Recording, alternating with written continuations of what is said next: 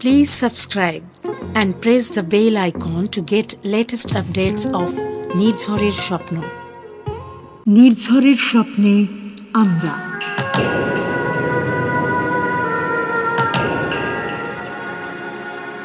শ্রুতিনাট্যে গল্প অনুষ্ঠানে আপনাদের সকলকে আমরা জানাই স্বাগত।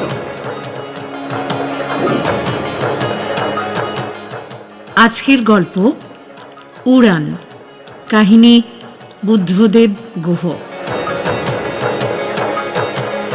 শুরু করছি উড়ান।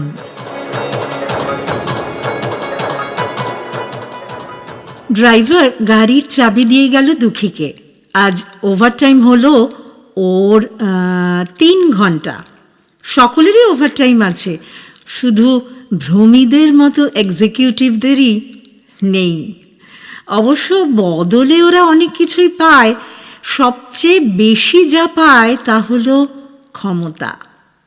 যার চেয়ে বড় চাওয়া এবং পাওয়া একজন মানুষের জীবনে আর কিছুই নেই। কাঞ্চি জিজ্ঞেস করলো চা খাবে কিনা। খাবে না এই বলেই বেডরুমে ঢুকে দ্রুত হাতে শাড়ি জামা সব খুলে বাথরুমে শাওয়ারের নিচে গিয়ে দাঁড়ালো। ঠিক সেই সময়ই ফোনটা বাজলো। বাথরুমেও এক্সটেনশন আছে, তাই বাথরুমেও বাজে একই সঙ্গে। হ্যালো। ভেজা হাতে রিসিভার তুলে বলল, হাই ভ্রমি, আমি অসিত। কি করছো এই উইকেন্ডে? ঠিক করিনি কিছু, একটু বিরক্ত গলায় বলল ভ্রমি। ভাবলো এভরিথিং হ্যাজ আ লিমিট। টলিতে যাবে, নাচানাচি হবে, তারপর ডিনার। তুমি কাল ফোন করো অফিসে বিকেল 4টে নাগাদ। ঠান্ডা গলায় বলল ভ্রমি।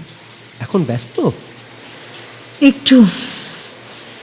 I had a very long day. এখন চান করছি। চান? ও তাই জল পড়ার শব্দ শুনছি। জল পড়ে, পাতা নড়ে, ফোয়ারা হতে, হাউ সুদিং। তোমার চানের শব্দেই আমার নিজের মনে হচ্ছে যেন চান করছি। বাই। এই বলেই ফোনটা রেখে দিল। বড়ই বিরক্ত করে ছেলেটা। ছেলে মাত্রই বিরক্ত করে ভ্রমিকে, অবশ্য যারা ওর কাছে আসার সুযোগ ও সাহস রাখে। বেশিরভাগ পুরুষেরই কোনো আত্মসম্মান জ্ঞান নেই। যতই হাই আপস হোক না কেন, ভালো লাগার মতো পুরুষ সত্যিই খুব কম দেখা যায় এক জীবনে। আর যে 2-1জনকে ভালো লাগলো, তাদের আবার ভালো লাগলো না ওকে। ব্যক্তিত্ব সম্পন্না এবং শুধুমাত্র স্বাবলম্বী নয়, অত্যন্তই সচ্ছল যেসব মেয়েরা, খুব কম পুরুষেরাই সহ্য করতে পারে তাদেরকে। ভ্রমির মতো বেশিরভাগ মেয়েরই জীবনে পুরুষ সঙ্গে যদি বা জোটেও, তাদের মধ্যে প্রায় বেশিরভাগই স্বর্ণলতারই মতো ডেকোরেটিভ, রামছাগলের মতোই নির্বোধ আর পরগাছা হয়। অনেকটা ঘর জামাইয়েরই মতো। তাদের সম্মান করতে যে বড় বাধে। আর সম্মান না করতে পারলে কি কাউকে ভালোবাসা যায়? কিন্তু এও সত্যি যে নিজের মতো পুরুষ ছাড়া মিশবই না, এমন ধনুক ভাঙা পণ করে থাকাও যায় না। অমনোনীতদের মধ্যে থেকেই কে যে পরম মনোনীত হয়ে ওঠে কোন মুহূর্তে, তাই বা কে বলতে পারে আগে থেকে?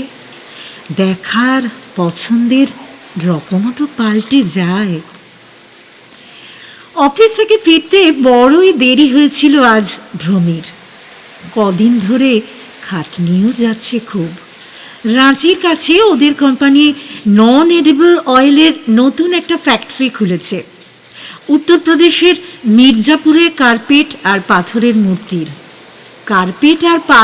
মূর্তির এক্সপোর্ট মার্কেট খুবই ভালো। এই 3টি প্রজেক্টের ভারী ওদের এত বড় শিল্পগোষ্ঠীর ফিনান্স ডিপার্টমেন্টের মধ্যে বেছে বেছে একমাত্র মহিলা সিনিয়র এক্সিকিউটিভ ভ্রমি রায়ের উপরই বোর্ড অফ ডিরেক্টরস ন্যস্ত করেছেন। কস্ট অ্যাকাউন্টেন্ট এবং চার্টার্ড অ্যাকাউন্টেন্ট এবং MBA এই 3 ডিগ্রি এই গোষ্ঠীর আরও 4 জন পুরুষ এক্সিকিউটিভের আছে, কিন্তু চেয়ারম্যান এবং এমডির সবচেয়ে বেশি ভরসা ওরই ওপর। এ নিয়ে গাত্রদাহ, বুক জ্বালা যে কম হয়েছে তা কিন্তু নয়। তার উপরে ভ্রমী আবার মেয়ে। পুরুষরা ভ্রমীরই গাড়ির দরজা খুলে দিয়ে ভদ্রতা দেখায়, আগে যেতে দেয় সবসময়, কিন্তু সেটা দেখাবারই জন্যে। গাড়িতে বা ঘরে আগে যেতে দিলে যে কি হয়, জীবনের কোনো ঘরেই মেয়েদের অগ্রাধিকার নেই, উল্টে তারা পথ জুড়ে দাঁড়িয়েই থাকে। এ কথা ভ্রমী খুব ভালো করেই জেনেছে পুরুষদের সঙ্গে প্রতিযোগিতায় নেমে। সিলিকন আর ফসফেট প্রজেক্ট দুটো পুরোপুরি ভ্রমীর সুপারভিশনেই গত 5 বছরে তিল তিল করে গড়ে উঠেছে।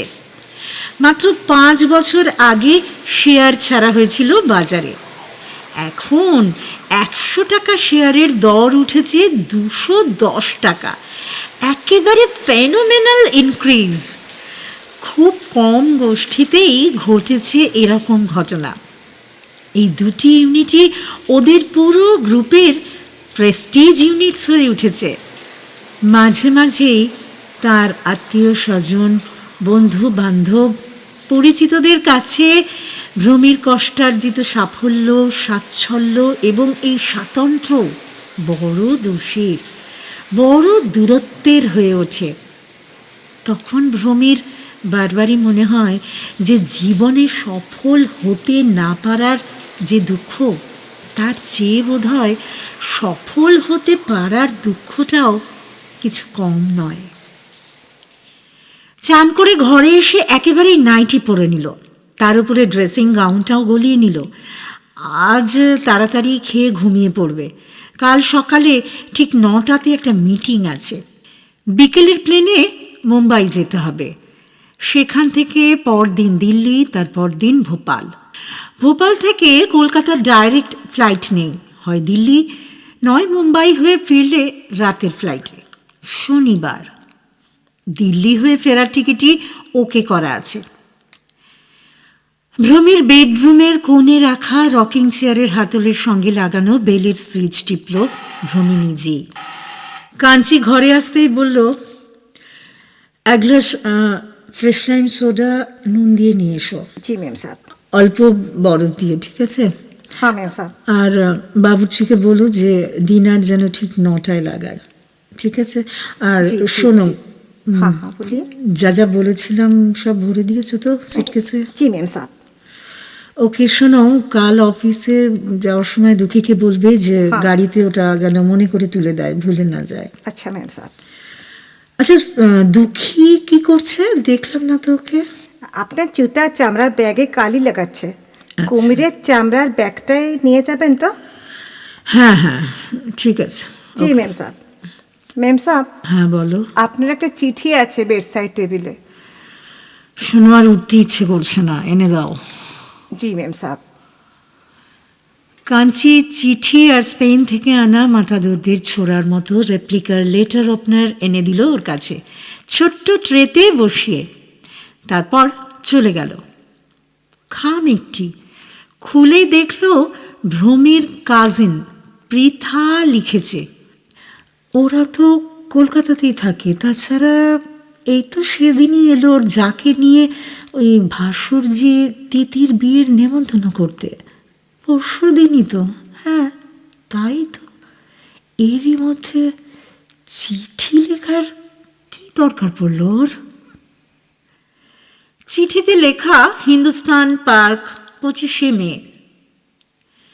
ভ্রমিদি, ফোন করলেও হয়তো হতো, কিন্তু ফোনে বা মুখে সব কথা ঠিক মতো বলা হয়ে ওঠে না। কথার পিঠে কথা ওঠেই। তাই সেদিন আমার বড় জায়ের ব্যবহারে আমি খুবই লজ্জিত। তুমি আমাকে ক্ষমা করে দিও। তুমি নিশ্চয়ই জানো যে আমার বড় যা সুস্মিতা প্রেসিডেন্সির নামকরা ছাত্রী ছিলেন। ইংরেজিতে ফার্স্ট ক্লাস ফার্স্ট হওয়ার পর তার বড়লোক বাবা তাকে ইংল্যান্ডে আইন পড়তে পাঠান। আইন পড়েন তো বটেই, তার সঙ্গে লন্ডন স্কুল অফ ইকোনমিক্সে বিএসসিও করেন, আর সাথে ইনকর্পোরেটেড অ্যাকাউন্টেন্সিও। ফিরে এসে গুচু চৌধুরীর জুনিয়র হিসেবে প্র্যাকটিসও শুরু করেন। প্র্যাকটিস ব্যারিস্টার হলেই হয় না, হাইকোর্টেও উকিল ব্যারিস্টারদের মধ্যে ব্রিফলেসদের সংখ্যাই বেশি। এখন তো ল অফিসার কোন কোম্পানির তা তো তুমি জানোই। তারপরের ঘটনাও তুমি সব জানো। আমার খুব খারাপ লাগছে যে মেয়ের নেমন্তন্ন করতে এসেও উনি একটু সংযত হতে পারলেন না। তোমার বাড়ি বয়ে এসে তোমাকেই উনি অপমান করলেন, অথচ তুমি আমার বাপের বাড়ির আত্মীয়া, নিজেরই মামাতো বোন। আমার সম্মানের কথাটা ভাবলেন না একটু? তুমি অ্যাকাউন্টেন্সি জানো কি জানো না তা আমি জানি না। অ্যাকাউন্টেন্সির আমি কিছুই বুঝি না, শুধু এইটুকু জানি যে স্কুল কলেজের বাইরের পরীক্ষা টরীক্ষা ছাড়াও জীবনের মধ্যেও নানা রকম পরীক্ষা থাকে। একটি পরীক্ষাতে তিনি আমার সামনেই তোমার কাছে ফেল করেছেন। আমার জায়ের ব্যবহারে কোনো মতেই আমি সমর্থন করতে পারি না। আমি সত্যিই লজ্জিত। আমার কথা তোমার অজানা কিছু নেই। যেসব মেয়েদের স্বামীরা যথেষ্ট যোগ্য নয় এবং যাদের নিজেদেরও তেমন যোগ্যতা নেই, তোমার মতো বা আমার বড় যা সুস্মিতাদের মতো, তাদের এই দেশে এখনো অনেক অসম্মান অপমানের বোঝা বইতেই হয়। সেসব অপমান অসম্মান নিজস্ব কারণে তার বইবার কথা ছিল না আদৌ। আমি শিক্ষিত হওয়া সত্ত্বেও রোজগার তো করি না। অসফল পুরুষের স্ত্রীর ব্যক্তি জীবনের সফলতা যতটুকুই থাকুক না কেন, সমাজে সে অসফল। অপাংতেয়র মতোই কি প্রাচীন ঐতিহ্যময় যৌথ পরিবারেও। জানি না ভ্রমে দিদি, আমার মেয়ে দুটো কেমন হবে। আমি ওদের সব সময় তোমার দৃষ্টান্ত দিই, বলি ভ্রমি মাসিকে দেখ, পুরুষের চেয়ে কম কিসে। ভ্রমি মাসির অফিসের চেম্বারের সামনে বাঘা বাঘা পুরুষেরা হনুমানের মতো হাত জোর করে লেজ বার করে দাঁড়িয়ে থাকে। ভ্রমি মাসিরই মতো হতে হবে তোদের। মেয়ে মানুষ করা আর সংসার করা তো কিছু কাজের মধ্যেই পড়ে না। এসব তো কোনো কাজই নয়। আমাদের জীবনে তো গর্ব করার মতো কিছু মাত্রই নেই ভ্রমিদি। শুধু ছেলেমেয়েরা বড় হয়ে তাদের মায়ের মূল্য একটুও যদি দেয়, তবেই শুধু শেষ বয়সে পৌঁছে আমরা সার্থক হলেও হতে পারি। কিছু মনে করো না ভ্রমে দিদি, আমার জায়ের অভাবতার কারণে আমাকে ক্ষমা না করলে বড়ই ছোট হয়ে থাকবো তোমার কাছে চিরদিনই। তিতির বিয়েতে আসবে তো? ও মেয়েটা কিন্তু তোমার মস্ত অ্যাডমায়ারার। ওর মায়ের কারণে ওকে দুঃখ দিও না তুমি। ইতি তোমার পৃথা। পুনশ্চ গত রোববার দেরাজের ড্রয়ারের পুরনো কাগজপত্র ঘাঁটতে ঘাঁটতে আমাদের কলেজের ছেঁড়া ম্যাগাজিনটা গো ওটা বেরোলো। তাতে তোমার সেই কবিতাটা ছাপা হয়েছিল বাংলায়। তুমি তখন 4th ইয়ারের ছাত্রী, আমি 1st ইয়ারে ঢুকেছি সবে। কবিতার নাম আজ সকালে। প্রেমের কবিতা। এখনো কবিতা লেখো? প্রেমের কবিতা না অ্যাকাউন্টেন্সির ডটিং পেপার তোমার সব কবিতাই শুষে নিয়েছে। আবারও ক্ষমা চেয়ে তোমার বোন পৃথা। কাঞ্চি এসে ঘরে ফ্রেশ লাইন পানি দিয়ে গেল। অনেকক্ষণ চিঠিটা কোলে ফেলে বসে রইল ভ্রমি রায়। যে ব্যথাটাকে ভুলে গেছিল তা আবারও এই চিঠি বয়ে নিয়ে এলো। ব্যথা ঠিক বলবে না, বলবে এক ধরনের অবশতা। ঘরের আলো নিভিয়ে দিয়ে জানলার দিকে মুখ করে বসে তার প্রিয় রকিং চেয়ারে দুলতে দুলতে বিভিন্ন রঙা মাথা তোলা দেশলাইয়ের খোপের মতো অসংখ্য মাল্টি স্টোরিড বাড়ির দিকে আর হ্যালোজেন ভেপার ল্যাম্পের বাদামি আলোতে আলোকিত দূরের বালিগঞ্জ ফাঁড়ির মোড়ের রাস্তাগুলিকে তার 13 তলা ফ্ল্যাটের ওপর থেকে অন্যমনস্ক চোখে দেখতে দেখতে মনে মনে অনেক দূরে চলে গেল ভ্রমি। মেমসাপ, কাঞ্চির হঠাৎ গলার আওয়াজে চমকে গেল। ভাবছিল সব কিছুকে বাঁধা যায় শুধু সময়কে ছাড়া। সময় একজন মানুষকে যেমনভাবে রিক্ত অথবা পূর্ণ করতে পারে তেমন বোধহয় আর কিছুই পারে না। কাঞ্চি আবারও জিজ্ঞেস করলো, একতলার ভিডিও ক্যাসেট লাইব্রেরি থেকে ক্যাসেট আনতে হবে? মাথা নেড়ে ভ্রমি না বলল। একসময় ডিনার সার্ভ করে বাবুর্চি কাঞ্চিকে পাঠালো ভ্রমিকে খবর দিতে। খাওয়ার সময় কাঞ্চি এবং বাবুর্চির আদর যত্নের উত্তরে দু একটি সংক্ষিপ্ত হ্যাঁ এবং না বলে খাওয়া শেষ করল ভ্রমি। খাওয়ার পর বেডরুমে না গিয়ে স্টাডিতে গেল। এয়ার কন্ডিশনারটা চালিয়ে দিয়ে কাগজ কলম নিয়ে বসলো পৃথাকে চিঠি লেখার জন্যে। পৃথা হয়তো ঠিকই বলেছে যে তেমন কিছু বলার থাকলে তা লিখে জানানোই ভালো, নইলে কথার তোড়ে কথা সত্যিই উড়ে যায়। যা বলতে চাওয়া তাই আর হয়ে ওঠে না বলা। ভ্রমি লিখল, পৃথা, কল্যাণী এসো। তোর চিঠি পেয়ে সত্যি অবাক হলাম, তবে মিথ্যে বলবো না, খুব ভালো লাগলো। আমার আপন ভাই বোনেদের চেয়েও তুই হয়তো আমাকে বেশি বুঝিস। তোর কাছে খুবই কৃতজ্ঞ আমি এই সকল কারণে। তোর চিঠির জবাব দেওয়ার কিছুই ছিল না, কারণ জবাব তো হয় না বল, কিন্তু দুটি কারণে জবাব দিতে বসলাম। প্রথম কারণ হচ্ছে এই যে অন্যের অপূর্ণতা এবং মানসিক দৈন্যের কারণে আমরা নিজেরা কষ্ট পেতে যাব কেন বলতো? নিজেদের নিজস্ব কষ্টর কোনো ঘাটতি আছে কি আমাদের? আর দ্বিতীয় কারণ হচ্ছে এই যে সুস্মিতাদির ব্যাপারটা কোনো ব্যক্তির ব্যাপারই নয়, ওটি বোধ হয় এক বিশেষ শ্রেণীর মানসিক ব্যাধিরই ব্যাপার। সুস্মিতাদি একমাত্র মানুষ নন যিনি বাড়ি বয়ে অপমান করে গেলেন, অনেকেই করেন। পৃথা, সংসারে ছোট বড়, শিক্ষিত অশিক্ষিত প্রত্যেক মানুষেরই একটি মাপ পূর্ব নির্ধারিত থাকে।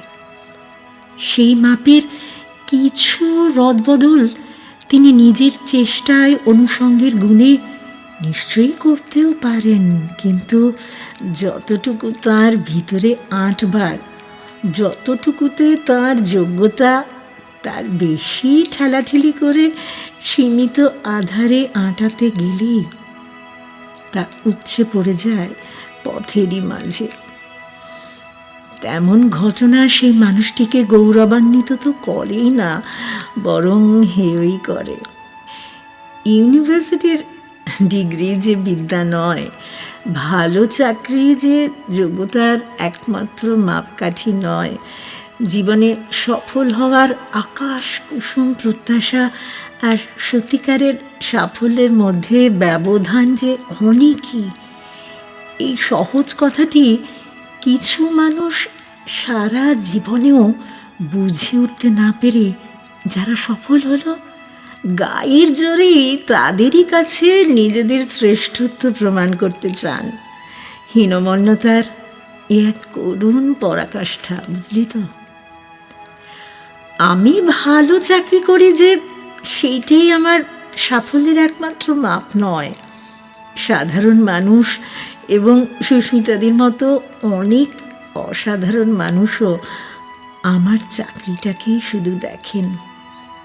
যা কিছু উপাদান দিয়ে নিজেকে আমি তিল তিল করে গড়েছি শিশুকাল থেকে, সেটা তাদের চোখের আড়ালেই থেকে যায়, জানিস তো। শিক্ষার অনেকখানি একজন মানুষকে গড়ে নিতে হয় নিজের ভেতর থেকে, নইলে শুধুমাত্র বড়লোকের ছেলেমেয়েরাই যারা সব রকম সুযোগ সুবিধা পায় জীবনে, তারাই তাহলে শুধু বড় হতো। আসলে বাস্তবে সেরকম তো আর ঘটে না। তুই পৃথা জানিস কি না জানি না, সুস্মিতাদের একাধিক সহপাঠীদের কাছেই আমি শুনেছিলাম যে কলেজ জীবনে অত্যন্তই রোগা ছিলেন তিনি, তাই তিনি তিনটি পেটিকোট পরে কলেজে যেতেন সহপাঠী এবং প্রফেসরদের ইমপ্রেস করার জন্যে। হ্যাঁ রে, প্রেসিডেন্সি কলেজের মতো কলেজে, এবং সেই সময়কার প্রেসিডেন্সি বুঝতেই পারছিস। সুস্মিতাদের কথা না হয় ছেড়েই দিলাম, যদি শুধুমাত্র শরীর দিয়েই কোনো শরীরী পরীক্ষা জেতার প্রশ্ন উঠত, তাহলেও শরীরের পরীক্ষার দিনে তো সবকটি পেটিকোট এবং শাড়ি খুলে ফেলেই বিচারটুকু করা হতো, তাই নয় কি? পুরুষদের চর্মহীন চোখের পরীক্ষাতে তো 3টি পেটিকোট মোড়া শরীর কোনো দিনই নম্বর পায়নি রে। সুস্মিতাদি শরীরের মতোই গুণের ক্ষেত্রেও হয়তো ওই মানসিকতা নিয়ে বড় হয়েছেন, বুঝলি, বেঁচে এসেছেন। তাই যে সাফল্যে তার যোগ্যতা নেই তা অন্য কারো কুক্ষিগত হয়েছে দেখেই কুৎসা করতে শুরু করেছেন তাঁরই নামে। তাই হয়তো মনের শরীরেও একাধিক পেটিকোট জড়াবার প্রয়োজন হয়েছে সুস্মিতাদির। না রে, আমি অপমানিত হইনি, তবে জানিস তো খারাপ লাগছিল নিজের মেয়ের বিয়ের নেমন্তন্ন করতে এসেও কথাটা না বলে উনি পারলেন না বলে। আনন্দের সময়ে, নিজের সুখের সময়ে অনেক খাটো মাপের মানুষও বড় তো হয়ে ওঠেন বল, তাই ভেবেছিলাম। শোন, আমি খাটো বলতে মনের মাপের কথাই বলছি, অন্য কোনো মাপের নয়। অর্থ, শিক্ষা, মান, যশ এসব তাঁদের অনেকই থাকতে পারে। বছরখানেক আগে আমাদেরই অফিসের এক অ্যাসিস্ট্যান্ট সুব্রতা সেন আমাকে বলেছিল, জানিস তো, যে তাকে সুস্মিতা দিয়ে এক পার্টিতে অনেকের সামনেই নাকি ওই একই কথা বলেছিলেন। ভ্রমি অ্যাকাউন্টেন্সি আর ম্যানেজমেন্টের কি বলছে, পরীক্ষাতে এক চান্সে তো পাসই করেনি। ভ্রমির চেহারা সুন্দর, ভালো কথা বলে, সুন্দর করে সাজে, তার উপরে ঢঙই তো আছেই 1 নম্বরের। এমন অবিবাহিতা খেলুড়ে মেয়ে জীবনে উন্নতি করবে না তো কি সুস্মিতা তা করবে? কথাটা আগেই শুনেছিলাম বলেই নতুন করে দুঃখ পাইনি রে। সুস্মিতাদি তো বারেই প্র্যাকটিস আরম্ভ করেছিলেন এবং এখনও করেন, তাই অ্যাকাউন্টেন্সির ডিগ্রি নিয়ে আমার সঙ্গে কোনো প্রতিযোগিতাও ছিল না। তবুও যে কেন, বিফল মানুষের পক্ষে অন্যের সাফল্যকে সরলভাবে মেনে নেওয়া হয়তো চিরদিনই কঠিন। আমি সুস্মিতা দিদিরই অনুকম্পা করি রে, দুঃখ বোধ করি এক ধরনের। ওদের মানসিকতার সব মানুষদের জন্যই আমার এই একই রকম অনুকম্পা। অনেকেই জানিস তো যে আমি চার্টার্ড অ্যাকাউন্টেন্সির পরীক্ষায় অ্যাকাউন্টস গ্রুপে ফেল করেছিলাম। আমার এই ফেল করার কথা আমি কারো কাছেই লুকোইনি, জানিস। যেসব মানুষ আয়নার সামনে দাঁড়াতে ভয় পায় তাদের মনুষ্যত্ব এখনও সম্পূর্ণতা পায়নি বলে আমার মনে হয়। আয়নার সামনে দাঁড়াতে পারার শিক্ষাটাও কিন্তু একটা মস্ত বড় শিক্ষা, জানিস তো।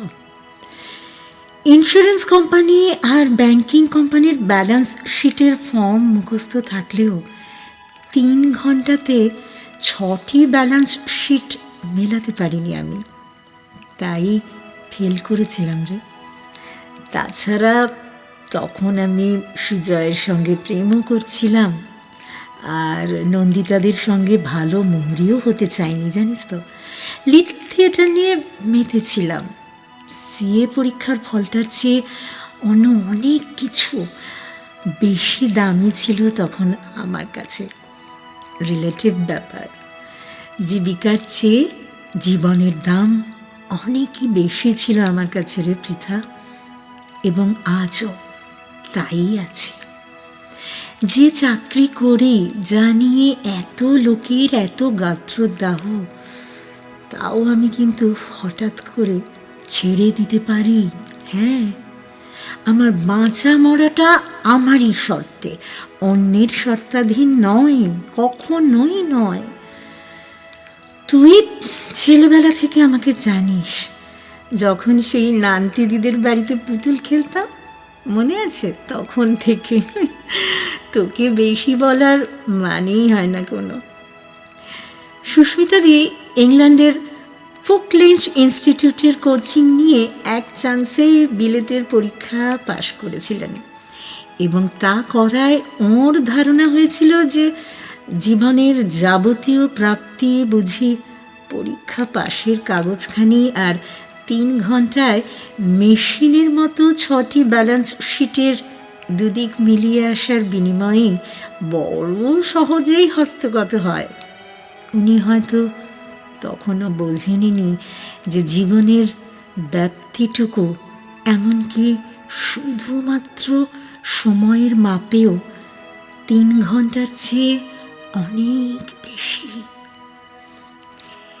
ইন্স্যুরেন্স কোম্পানির আর ব্যাংকিং কোম্পানির ব্যালেন্স শিটের ফর্ম মুখস্থ করার চেয়েও অনেক অনেক কঠিন বিষয়ের অবতারণা ঘটে জীবনের পরীক্ষাতে, জানিসই তো।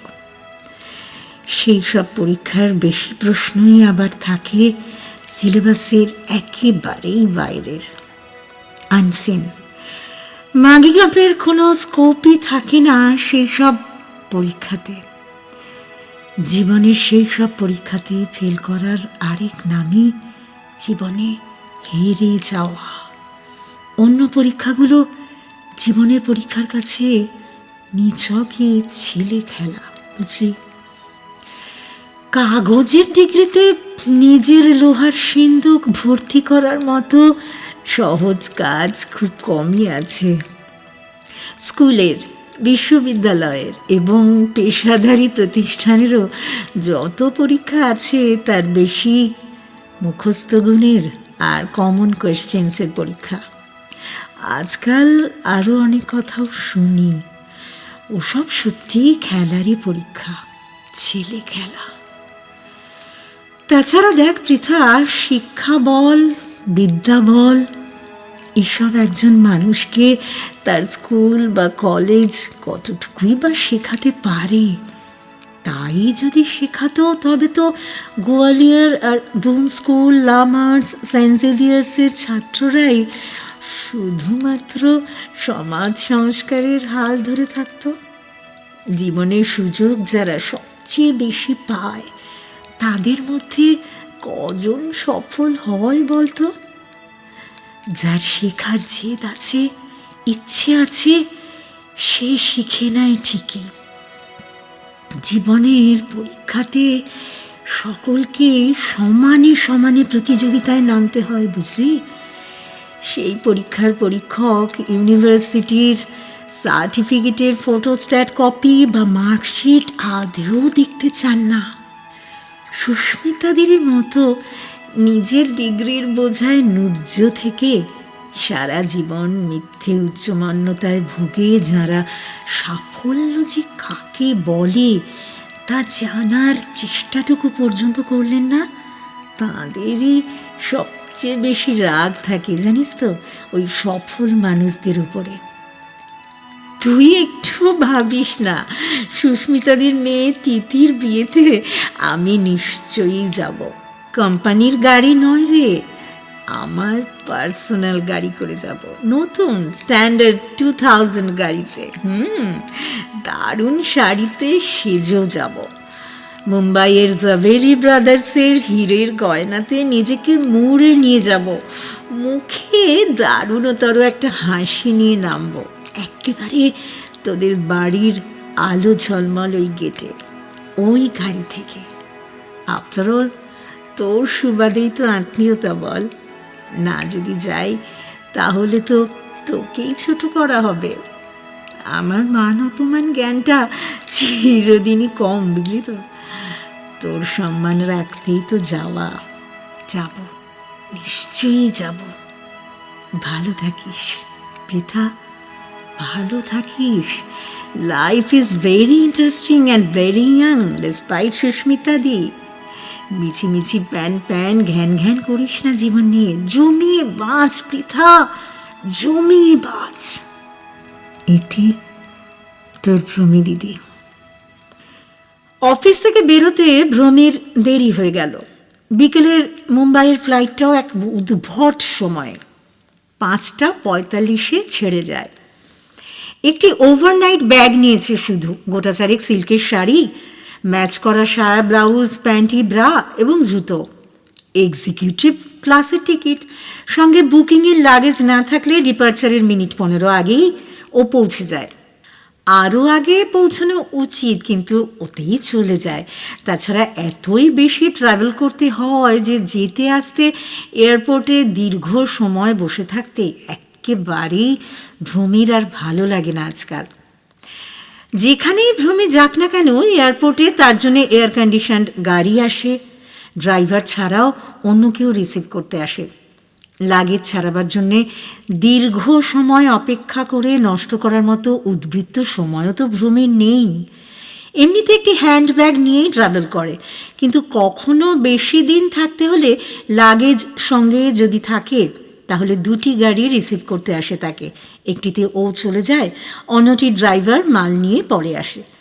সোজা প্লেন থেকে নেমে গাড়িতে গিয়ে বসে, সেখান থেকে সোজা হোটেলে। কলকাতায় যখন ফেরে তখন ড্রাইভার সঙ্গে জমে থাকা চিঠিপত্র সব নিয়ে আসে অফিস থেকে। পিএর নোটও, পেছনের সিটের ছোট্ট আলো জেলে চিঠিগুলো পড়ে ফেলে ভ্রমি, সময়টাকে ইউটিলাইজ করে। মার্ক করে রাখে ওর পিএ মিস্টার ম্যাথিউর জন্য।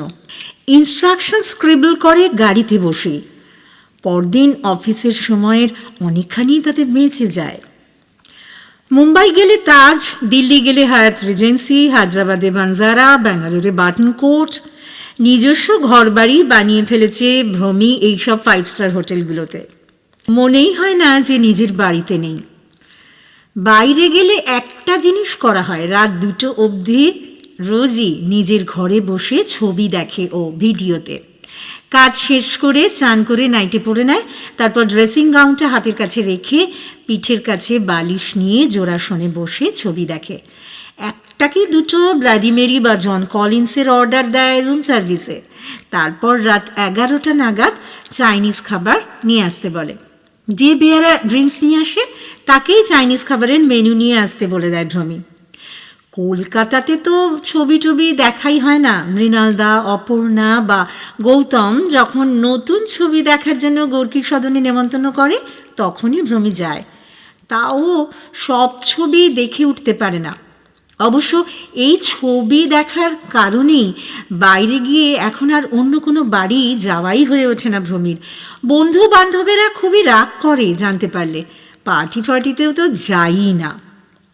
পুরুষদের লুব্ধ দৃষ্টি একটা সময় অবধি ভালো লাগতো। আজকাল পুরুষের মতো পুরুষের বোধহয় মড়কই লেগে গেছে দেশে। চোখেই পড়ে না তেমন পুরুষ। ওই বাজে সব স্টিরিওটাইপড ভিড়ের মধ্যে গিয়ে সময় নষ্ট করার সময়ই নেই ভ্রমির। জীবনটা আসলে বড্ড ছোট। আগে কিন্তু ভ্রমি এটা বুঝতো না, এখন বোঝে। এখন নষ্ট করার মতো সময় সত্যিই আর নেই এই জীবনে। যা ভালো লাগে শুধু তাই করে। হ্যান্ড ব্যাগেজ চেক করে ভ্রমি ভেতরে ঢুকতেই দেখল সুস্মিতাদি। একেবারে মেয়েদের গেটের সামনেই চেয়ারে বসে আছে, গেটের দিকে মুখ করে। চোখাচোখি হতেই হাসল ভ্রমি, কিন্তু সুস্মিতাদের মুখটা কালো হয়ে গেল। হাসি ফোটাবার চেষ্টা করলেন, কিন্তু ফুটলই না। কোথায় চললে? আমি ব্যাংকের হেড অফিসে। আপনি? ওই কাল একটা হাইকোর্টে মুম্বাইয়ে আমাদের কোম্পানির একটা ম্যাটার আছে। ও অশোক সেনকে দিয়ে মুভ করাতে হবে। আচ্ছা আচ্ছা। গগ্গ সাহেব অবশ্য সকালে প্লেনে চলে গেছেন। বাহ, ভালো তো। আপনার তো বড় বড় ঝামেলা লেগেই আছে। ভালো?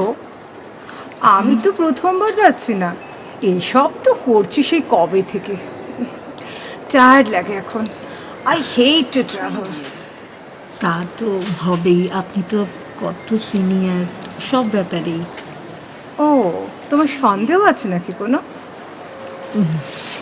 কিসে বলুন তো? না, আমি সিনিয়র যে তাতে।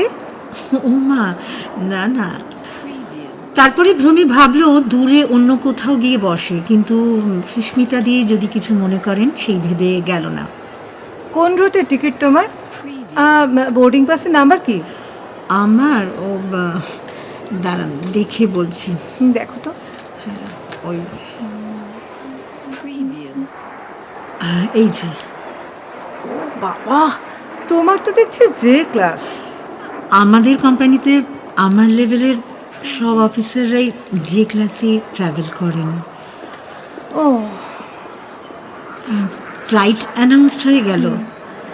চলুন যাই, আজ বোধহয় লেট করবে না মনে হয়। তুমি এগো না। হ্যাঁ, তোমার তো যে ক্লাস। আমি আসছি। সুস্মিতা দিয়ে ঝংকার তুলে বললেন। দুঃখ হলো খুবই ভ্রমির। তারপর ও এগিয়ে চলল গেটের দিকে। অন্যকে এবং অন্যদের পেছনে ফেলে দিয়ে যাবার সময় যে মানুষের দুঃখ হয় না, সে বোধহয় মানুষই নয়। অথচ তবুও জীবনে প্রতি মুহূর্তেই কাউকে না কাউকে পেছনে ফেলে এগিয়ে যেতে হয়। থেমে থাকার যে কোনো উপায় নেই। হয় এগিয়ে যাও, নয় পিছিয়ে পড়ো। Lack of progress means decay. সত্যি খুব কষ্ট হলো ভ্রমির সুস্মিতাদির জন্যে। সাধারণত মেয়েরা বোধহয় ছেলেদের চেয়ে অনেকই বেশি ঈর্ষাকাতর হন, কেন কে জানে। বাসে এসে বসলো ভ্রমি। একটু পরে বাসটা ছেড়েও দিল। এখন খুব জোরে চলেছে বাস টারম্যাকের ওপর দিয়ে, দূরে দাঁড়িয়ে থাকা সাদা তিনতলা বাড়ির সামনে উঁচু এয়ারবাসের দিকে। সুস্মিতাদি কি এখনো বসেই আছেন লাউঞ্জে? কে জানে। পেছনে তাকিয়ে দেখার সময় নেই, উপায়ও নেই কোনো। শুনছিলেন উড়ান, কাহিনী বুদ্ধদেব গুহ, অংশগ্রহণে ভ্রমি, সুস্মিতা, পৃথা এবং সুস্মিতাদি ও কাঞ্চি চন্দ্রানী, গল্প বিবরণে সুস্মিতা, পরিচালনা ও সম্পাদনা সুস্মিতা, মিউজিক এবং স্পেশাল এফেক্টস নিলয় ঘোষ।